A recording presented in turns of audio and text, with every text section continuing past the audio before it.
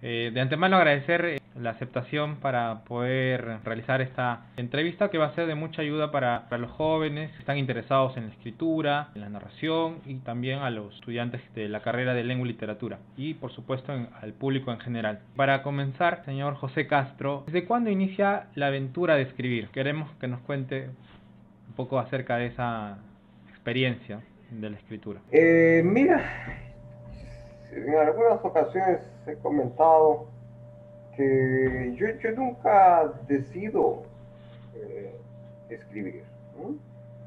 No, no era una decisión, no era una elección entre A o B, ¿no?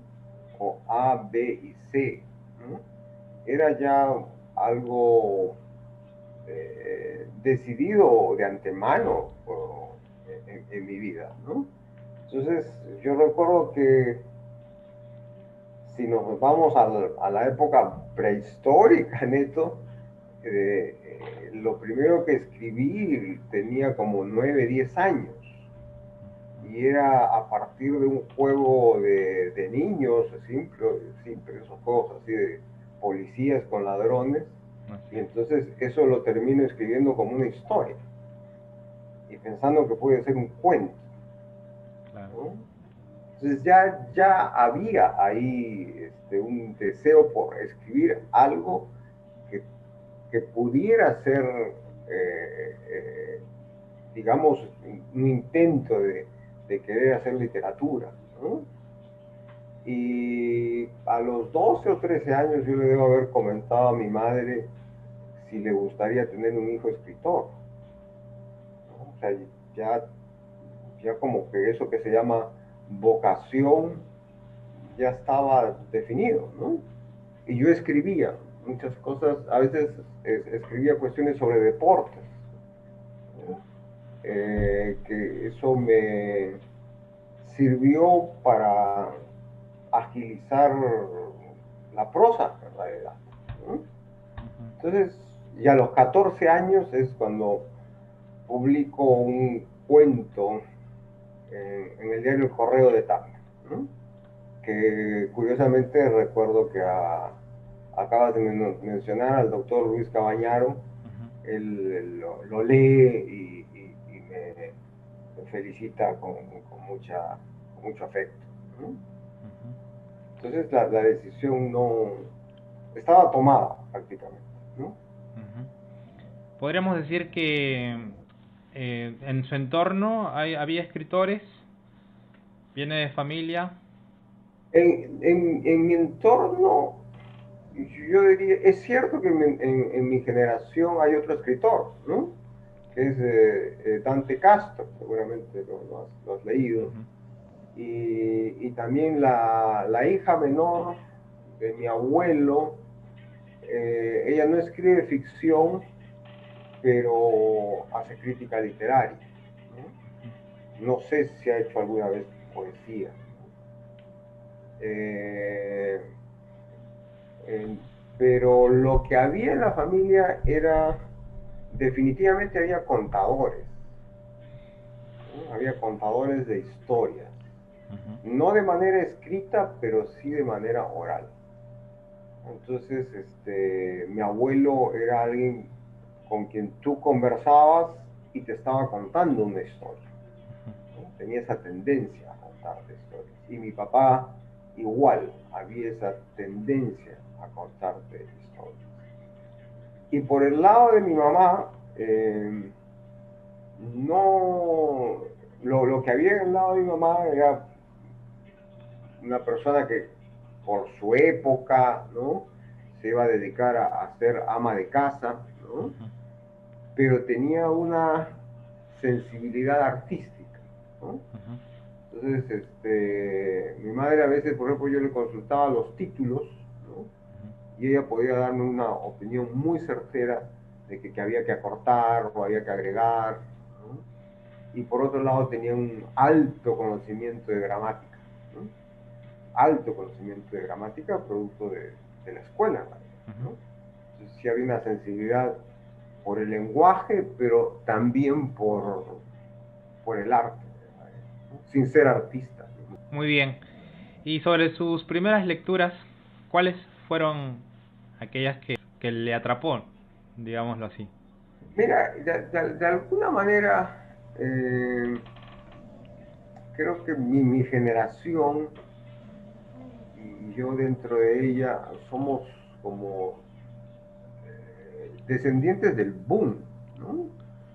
Claro. Entonces yo soy muy joven, soy adolescente, y obviamente las figuras de García Márquez, de Cortázar, de Mario Benedetti, y en el caso específico peruano de Mario Mario Vargas Vargas Llosa, Llosa y Alfredo Bryce Echenique, eh, y, Ribeiro. también, y también de José María Arguedas, y también de Rulfo, ¿no? En el caso mexicano, Ujú. eh, van a ser las lecturas que van a las lecturas iniciales, y me alegro que hayan sido lecturas iniciales, porque fueron lecturas iniciales muy buenas, ¿no? Muy buenas y muy nuestras al mismo tiempo, ¿no? Porque es un momento, yo creo que la generación del 60 latinoamericana es una generación brillante, es una edad dorada. Creo que con el tiempo la vamos a ver así, como una edad dorada la cultura latinoamericana. Porque los narradores que los acabo de citar son brillantes y Claro. tienen un lugar no solo en la literatura latinoamericana, sino también en la literatura universal, Así es. ¿no? Ujú. De los que te he citado, dos son premios Nobel, ¿no? Claro. La poesía también alcanza un momento cúspide, ¿no? Con la poesía conversacional, ¿no? Pero proveniendo un poco de Vallejo y de Neruda, alcanza todo un panorama continental con Cardenal, con Parra, ¿no? Si te pones a pensar en el caso del teatro, también hay un giro en el teatro con la creación colectiva, con el teatro que se hace en Colombia, el teatro abierto en la Argentina, las propuestas de Boal, ¿no? Ujú. También todo eso se va aglutinando. Y finalmente, en el campo de la crítica literaria, hay dos luces, que son Antonio Cornejo Polar, Claro. ¿no? Y tuve la suerte de estar con él desde muy joven, y por otro lado, en el otro lado de Sudamérica, Ángel Rama, ¿no? Entonces son dos realmente faros en la crítica literaria que iluminan por lo menos la mitad del siglo XX, sino mucho más allá, ¿no? Ujú. Entonces todo eso lo recibe mi generación, ¿no? Claro. Entonces, lo cual es una gran contradicción, porque por un lado tienes grandes maestros, que son tus maestros, son los nuestros, ¿no?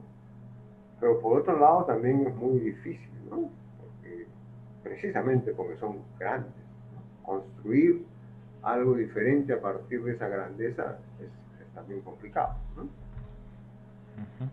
Muy bien. Mencionaba a Mario Benedetti. ¿De qué manera influenció Mario Benedetti en su escritura? Muchísimo, ¿no? Muchísimo. Mira, yo creo que las primeras lecturas de Benedetti, cuando yo lo descubro, yo no sé si tú conoces este lado de mi familia, pero hay un lado de mi familia, mi madre es uruguaya, Ujú. ¿no? Sí. Entonces, yo creo que debe haber sido un viaje de mi tío, ¿no? Por el lado materno, que deja unos libros uruguayos en la casa de mis padres. Y ahí encuentro algunos cuentos de Benedetti, ¿no? Encuentro a Benedetti y encuentro a Iber Conteris, ¿no? De quien voy a ser muy amigo muchos años después, ¿no? Entre esas antologías hay un cuento que se titula Ganas de embromar, Y curiosamente, muchísimos años después, a mí ese cuento, unido a una experiencia en Estados Unidos, me sirve de fundamento para escribir este cuento que se llama Hyde Park, ¿no? Hyde Park.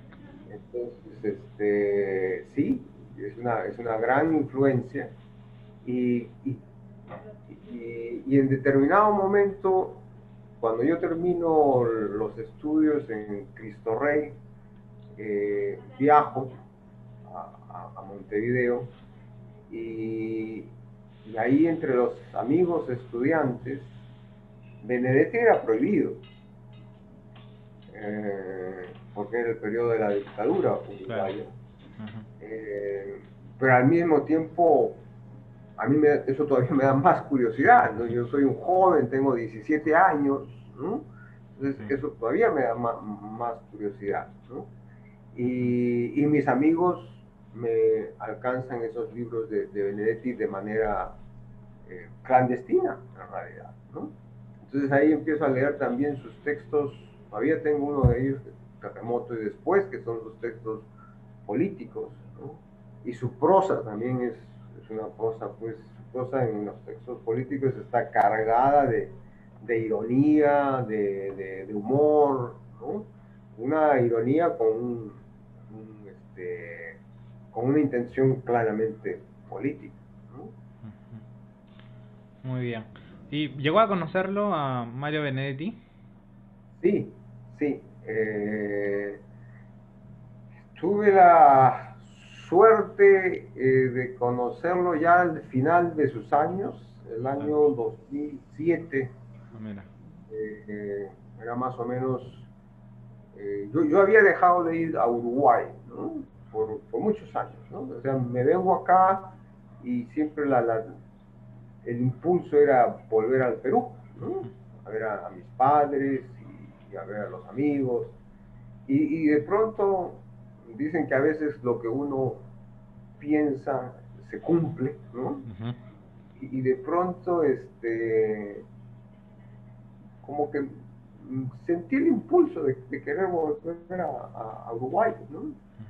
Y se dio de manera fortuita Ah, porque pusieron una obra de teatro mía en Uruguay, ¿no? Entonces fui el año 2007 y ahí es que tomo contacto con Mario Benedetti y lo puedo entrevistar, ¿no? Entrevista que se ha publicado varias veces ujú. y se va a publicar, como tú sabes, el 14 de septiembre se cumple un centenario De la... del nacimiento de Benedetti. Ujú. Y esta entrevista va a volver a salir en Lima y también en Montevideo, ¿no? Ah, chévere. Qué bien, qué bonita experiencia. Eh, Además era muy, te voy a decir, muy sencillo, muy sencillo, ¿no? Muy sencillo y de nuevo muy fácil, muy llevadero, ¿no? Eh, y recuerdo que la entrevista con mucho cariño, realmente, ¿no? Con mucho ujú. cariño. Muy bien, qué bonita experiencia. Seguro una infinidad de anécdotas, ¿no? Con su lectura y también con Mario Benedetti, obviamente. Eh, Usted es maestro, usted es docente allá en Pittsburgh. ¿Qué tipo de maestro es usted? Bueno, yo estudié el doctorado neto en Pittsburgh, pero enseño en Purdue, ¿no? Oh, Eh, ¿Qué tipo de maestro? No sé. He tratado, a mí me gusta la interacción con los estudiantes, ¿no? Y eso un poco lo extraño en estos momentos, porque son momentos en que eso se está perdiendo, ¿no? Estamos en plena enseñanza en línea, como en muchas partes del mundo, ¿no? Y la enseñanza en línea pues reduce el contacto con los estudiantes, ¿no? ah, Eh, yo lo disfruto, ¿no? No creo que lo haga toda mi vida, ¿no? Ni creo que sea mi primera vocación, porque mi primera vocación es la escritura, pero sí creo que es algo que, a Dios gracias, lo hago con naturalidad, en todo caso, ¿no? ¿Qué es lo que más disfruta de ese trabajo de docente? El contacto, la interacción en la clase, ¿no? El dar la charla, el tener la discusión, el tener la conversación, ¿no? El construir una relación con los estudiantes, ¿no? El tener esa retroactividad, ¿no? Ese ida y vuelta, ¿no? Esa retroalimentación, ¿no? A mí me parece fundamental, ¿no? Ya algunos trabajos míos han salido de clases, ¿no? Algunas cosas que yo he escrito a nivel de investigación han sido propuestas también en esas clases. Entonces hay un ida y vuelta en realidad, ¿no? Muy bien. Vamos a su escritura. Uno de sus primeros libros, espero no equivocarme, es A la orilla del mundo, Uh-huh. que es teatro. Luego ha escrito cuento, novela y también el libro de dramaturgia peruana que incluye varias eh, eh, lecturas relacionadas al teatro. ¿Cuál es la relación con el género del teatro? Eh, Mira, la relación viene también desde joven, ¿no?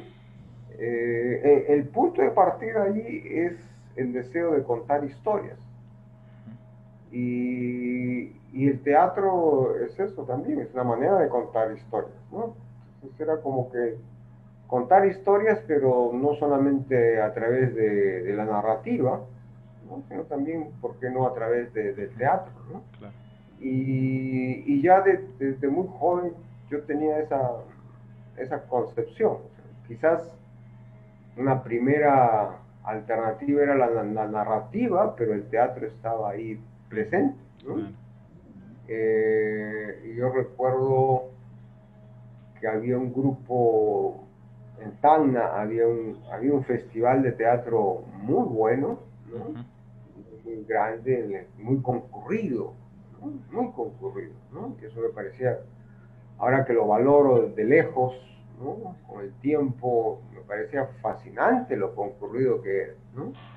Ya participaban escuelas, barrios, el grupo teatral Tacna, venían grupos invitados, venía un grupo de Arica, llegaba la gente, se llenaba, ¿no? Eh, Eso fue bueno. Y en algún momento yo participo en el grupo de teatro del Colegio Cristo Rey, Claro. pero no con el propósito de actuar, sino con el propósito de ver el lado desde adentro, ¿no? Mm. Y tener esa experiencia de una puesta en escena, pero para escribir teatro, Claro. no para actuar, no para dirigir, sino para escribir teatro, ¿no? Entonces siempre estaba esa, esa conexión, ¿no? Ujú.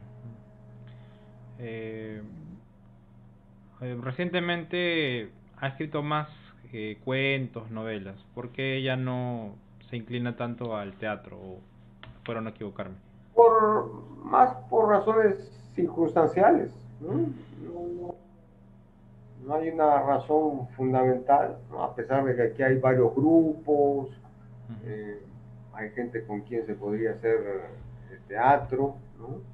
Porque parte del hecho de escribir teatro es que eso tiene que ser llevado a cabo por una persona, por un grupo, ¿no? Ujú. Y lo hay, pero ha sido más por razones circunstanciales, más a veces hay una motivación, ¿no? Es decir, quiero escribir esto, tengo ganas de desarrollar esto y no aquello, ¿no? No, básicamente eso, ¿no? Básicamente